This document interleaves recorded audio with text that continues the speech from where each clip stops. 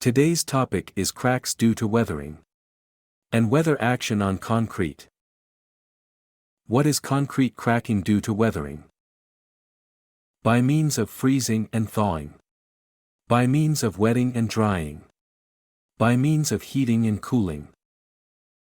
First, by means of freezing and thawing. The empty space available in the concrete is insufficient to accommodate the additional solid produced due to the freezing of free water held in concrete. The ice formed due to freezing of free water exerts pressure resulting in cracking of concrete. Second one is cracking due to heating and cooling.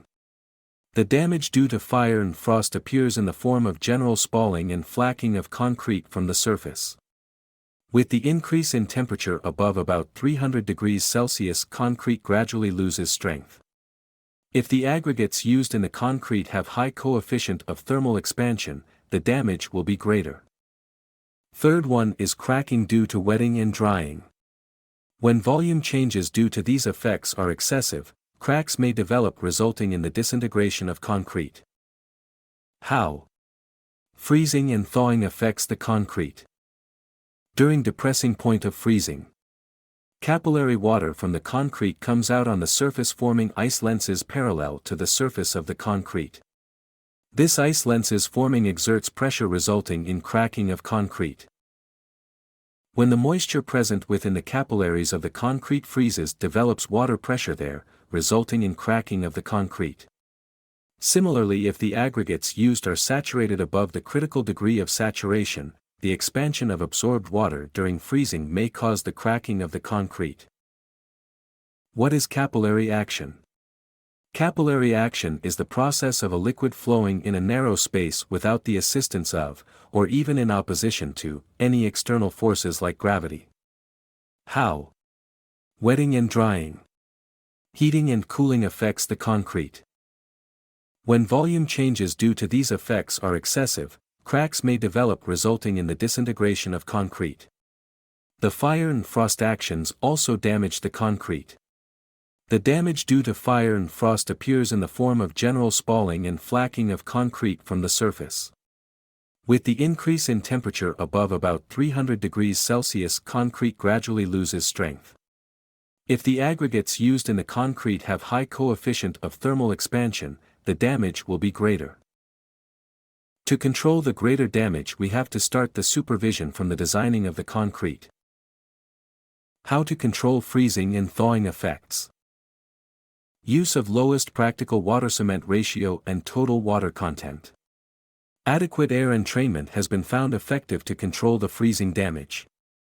Use of durable aggregate also is useful to check the freezing effect. Adequate curing of concrete prior to exposure to freezing conditions is also important. For any type of cracking, the only reason is the design, the weather, and the casting. The main important role is the supervision at the time of casting because to avoid the crack, we're tackling the weather. How to control freezing and thawing effects. As said before, proper designing and knowing the important thermal properties of concrete are as follows. Thermal conductivity, thermal diffusivity, specific heat, and coefficient of thermal expansion. Thermal conductivity is the empty space available in the concrete is insufficient to accommodate the additional solid produced due to the freezing of free water held in concrete. The ice formed due to freezing of free water exerts pressure resulting in cracking of concrete. This is the measure of the ability of a material to conduct heat through it. Thermal conductivity is measured in joules per second per square meter of area of the body, when the temperature difference is 1 degree Celsius per meter thickness of the body. The conductivity of concrete depends upon the following factors. A. Type of aggregate. B. Moisture content. C. Density of concrete, and D. Temperature of concrete in and after placement. When the concrete is saturated, the value of thermal conductivity ranges between about 1.4 to 3.4 joules per second per square meter. The wet density of concrete made with different aggregates varies from 2240 to 1590 kg per cubic meter.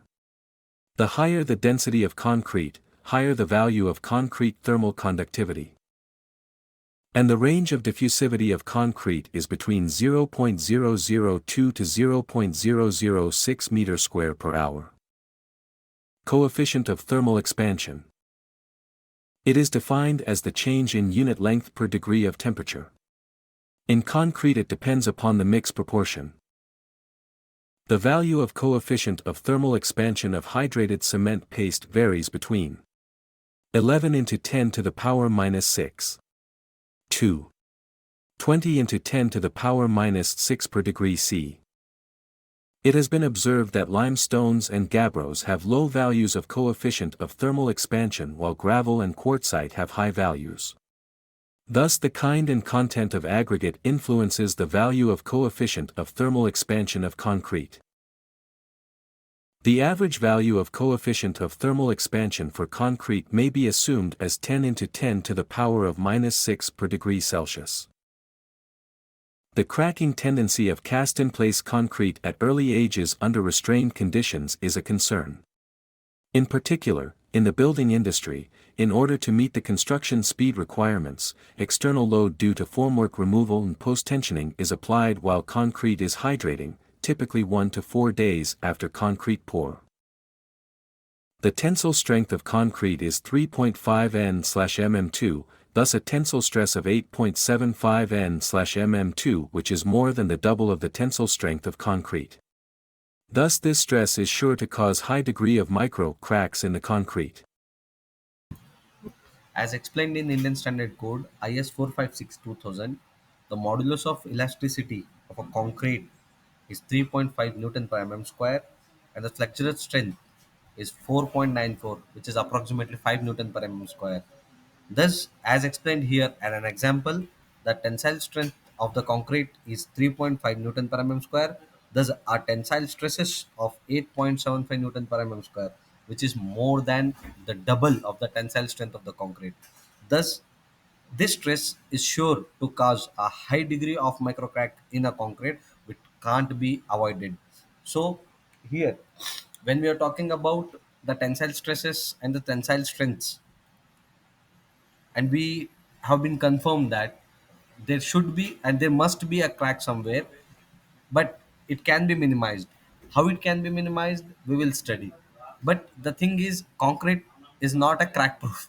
There should be and there must be a crack in a concrete, because the cracking of the concrete is a property of a concrete, the cracking. And second thing, sometimes it happens when there is a crack there is a leakage of water too. It is not because the concrete is weak or the quality is less. It is because if there is a crack, that means there is a space. If there is a space, then the water must leak. So we will meet in next video. Please stay tuned for the for the channel and subscribe. Thank you.